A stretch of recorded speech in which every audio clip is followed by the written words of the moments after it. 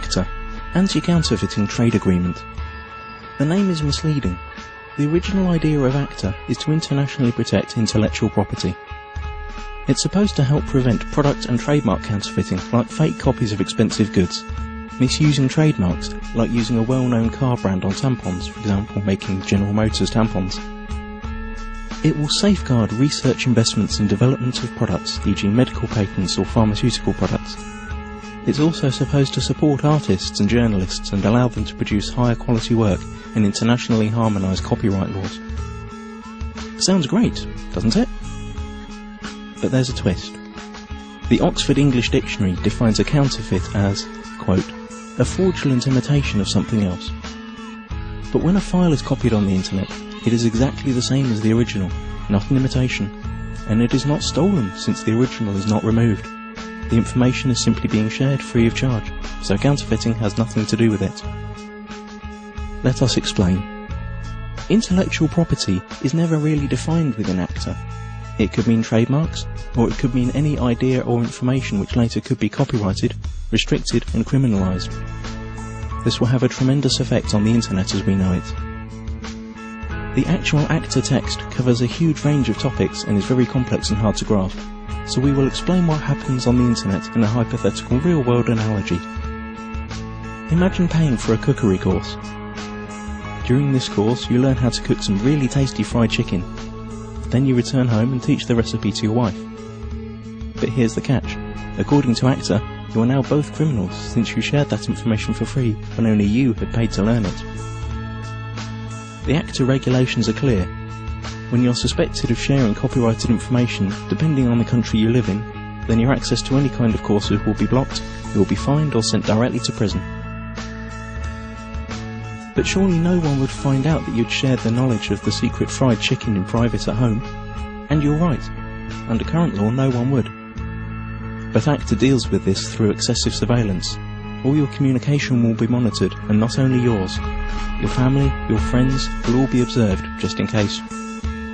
But you don't need privacy, civil rights or liberties, because you have nothing to hide, do you? Now that you know the principle, let's see how it will be applied on the internet when Acta comes into effect. You can imagine your internet connection like a conveyor belt running in two directions. Along the conveyor belt, packets of data are coming in and going out of your computer. Under Acta, ISPs, the company you pay for access to the internet, will be forced to open up and inspect every single data package you send or receive to look for copyrighted information. Send or receive copyrighted info several times and you could be disconnected from the internet or face criminal charges. That means if you send an MP3 to your friend through an instant messenger, upload a video of a party which played copyrighted music, or quote a copyrighted newspaper article in an email, you're gone. That's it. As if that wasn't enough, the information about the news article you sent via email will be sent to the publisher, and based on their claims you could be fined or sent to prison.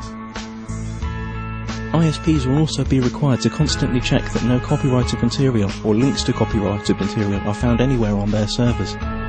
This will be fatal for sites that hold any kind of user-generated content, like music, pictures or video. How could YouTube or Twitter work under a law like that? So the internet as we know it is on the brink of destruction. But at least you'd think that the money from all these lawsuits would benefit creative people. But musicians, writers, movie makers, journalists, software developers and researchers also lose, because they are now held by the same rules. Protected ideas now can't be reused, refined or developed any further. Even parts of sentences could be protected and made restricted by copyright. The whole agreement only benefits a small part of the industry, the so-called content mafia. Media publishing companies like the RIAA and the MPAA, who have long tried to solve the internet problem that threatens their obsolete business model. Acta is the result of their lobbying within the governments that participate in the negotiations. Latest leaks indicate that techniques that bypass the planned content filter and blocking infrastructure will also be made illegal. And the worst thing? It's all done in secret. If you're European, it's even being done by people who haven't been elected by the public. You've already seen where this is heading on YouTube. Videos are unavailable in certain geographical areas. This obsessive copy protection is also a great tool for information suppression. Once all the internet filters and blocking techniques are in place, virtually all information tagged as copyright could be suppressed. Maybe your critical blog or Twitter account, or the video you made about rigged elections and environmental catastrophes, or even the pictures of your kittens. Okay, maybe not your kittens. Not unless you pasted a Coca-Cola logo onto their fur. This all sounds unbelievable for everyone who's had even a small glimpse of how the net works. But remember, those who work on the agreement might not have any clue what the internet is about. And once the treaty is signed, their rules will have to be implemented.